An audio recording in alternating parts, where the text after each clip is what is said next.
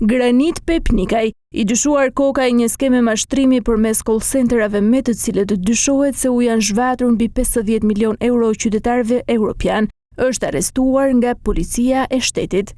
I shpallur në kërkim prej muajit prill, Pepnikaj u lokalizua dhe u vu në pranga nga forcat operacionale të policisë së Vlorës në një kompleks turistik në Dhërmi. Sipas burimeve policore, efektivët kishin siguruar informacion për vendodhjen e tij dhe e kishin mbajtur në vëzhgim përpara ndërhyrjes, duke e arrestuar pa hasur rezistencë. Pas arrestimit, kontrollet vijuan edhe në dhomën ku ai qëndronte në kuadër të veprimeve hetimore. Pepnikaj u shpall në kërkim pas operacionit të zhvilluar në prill nga Prokuroria e Tiranës në bashkëpunim me autoritetet austriake, i cili goditi një rrjet mashtrimi me call centera.